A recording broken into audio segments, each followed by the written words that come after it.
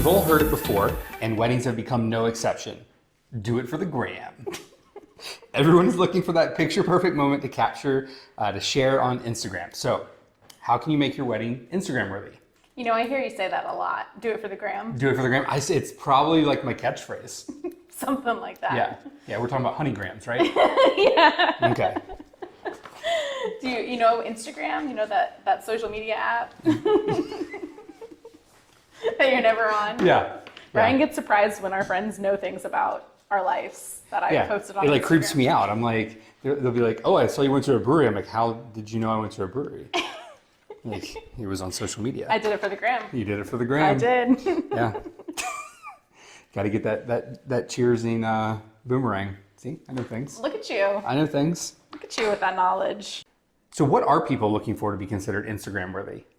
I mean, it's really anything that you haven't seen before. So something that hasn't been done at every wedding you've already been to, something that's really unique, something that people are going to remember and want to emulate themselves for their wedding, you know, next time around. Gotcha. Okay. So what are some examples?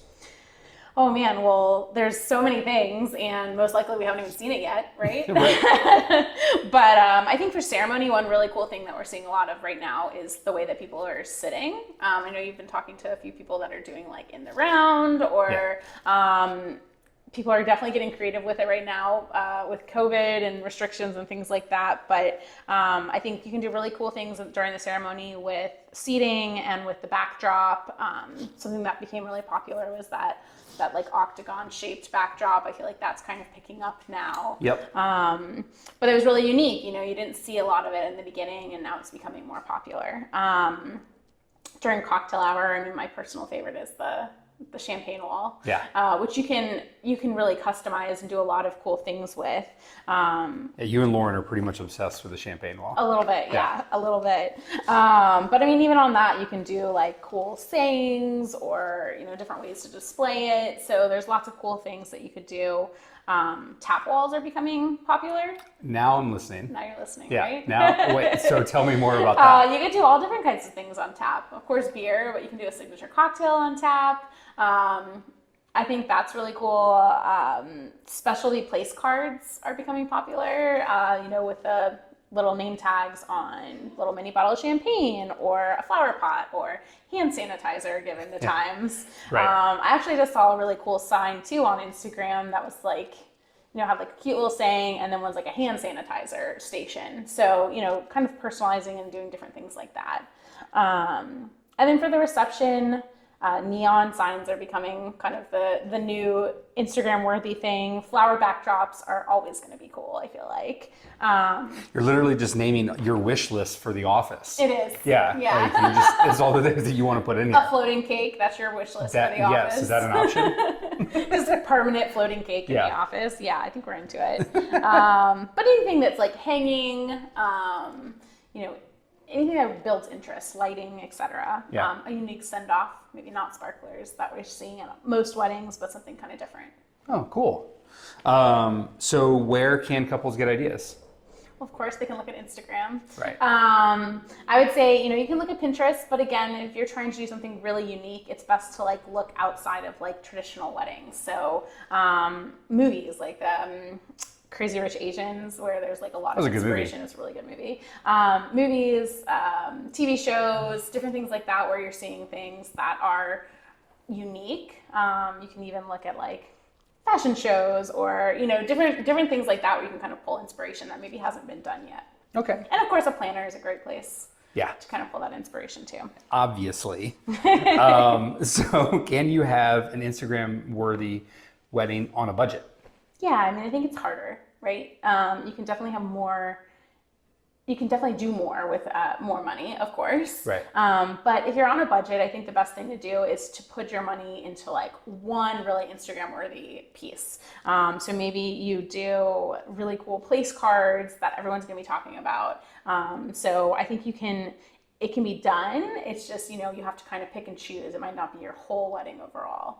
Have you seen those posts on social where it'll be like what the Instagram photo looked like and then what was actually happening? Yeah. We should probably not do that for our wedding. Yeah, you can do just like that small little piece Yeah. and make that Instagram worthy. I think too, now that we're having so many more micro weddings, it makes it a little bit easier. True. Because your budget goes further. So you could really do something more amped up, more Instagram worthy than you could for maybe a wedding for 250 people if Sure. if you're on a tight budget. Yeah, of course, because like as we talked about, like episode 1, which is basically your head count, is your guest count is what's going to drive the budget in the biggest way. Yeah, for sure. So what's the biggest bang for your buck on a budget? That's a mouthful. I think like a signature cocktail. So maybe it's the champagne wall or a tap wall or something like that where you put, a little more money into it, but that is like your signature piece. Yeah. Even with a signature cocktail, having like a cool glass can make a big difference. And, that can be it's an investment because it's going to be more than what's kind of included in your traditional budget, but it's a small investment. So you could really amp it up. I love like the colored glass right now. Yeah, I was just thinking that. There's a company in Nashville that does a really good job with that, and they have a lot of unique pieces. So you could really kind of amp that piece up and really make that, interesting and different and unique. Your send-off, place cards could be another easy place. You could even kind of make your place card also a favor, like with the mini champagne or the hand sanitizer. So I think there's different ways like that you can spend a little more and make a big impact on one place. Okay. What's the best thing that you've seen? Oh, there's so many cool things right now. I mean, I love the neon signs. I feel like that's really different. Yeah, that's cool. We just did a wedding that had like the big letters that were, their name that they did their first dance in front of. So I feel like there's just some really cool stuff happening right now. I mean, champagne walls is my favorite for sure. Especially I like the champagne walls that have the neon sign on it. Like that's cool. Yeah. It's the best of both worlds. Yeah, that is really cool. Yeah. What's the benefit of having an Instagram-worthy wedding? You had an Instagram-worthy wedding. No, I mean, people talk about it, right? People are going to be like, oh, I want this that I saw at my friend's wedding, which is the whole point of like social media, right? And your pictures, will be more likely to get published in publications. It's more likely that your pictures become something that's being pinned a lot. So you get kind of all of that press worthiness with your wedding. Okay. So what are your tips for throwing an Instagram-worthy wedding? I would definitely choose a hashtag if you're planning to really promote this and you want it to be all over Instagram. Ask your guests to use that hashtag with all of your pictures and ask your vendors as well. So make sure your hashtag's really known. Maybe on your website, let your vendors know about it. Have a sign at the wedding. That way people know that you're really trying to get this wedding out there on Instagram. And then make sure that you prioritize your budget accordingly. So it sounds like if you're trying to have an Instagram-worthy wedding, the things that are going to be important to you are going to be the decor and the specialty items, your photographer, because you have to have good pictures in order to have a good, an Instagram-worthy wedding for sure. You probably want to have a planner who can help you kind of design these things and execute these things on the big day. And then after the wedding, you'll have that photographer and planner who can also submit the wedding for you to publications. Mm-hmm. You can do it yourself too, but a lot of times, your vendors might already have relationships with those publications and be more likely to get published. Gotcha. Well, I will tell you, since you didn't ask, what's the best thing that I've seen?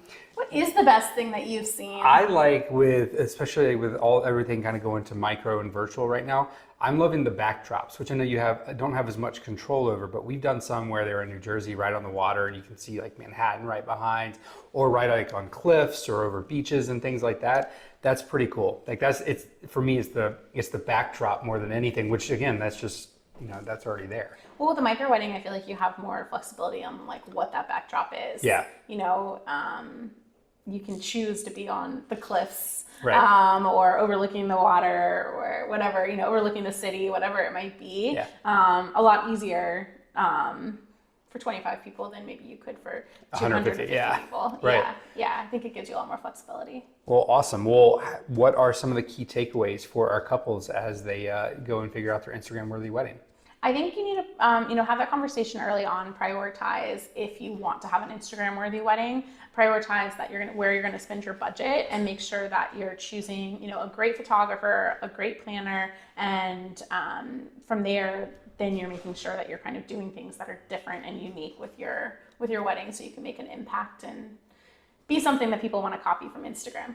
Makes sense. So if you want to see some amazing inspiration, check out bustld, BUSTLD on Instagram or the gram. On the gram. On Do the it for the gram. Do it for the gram.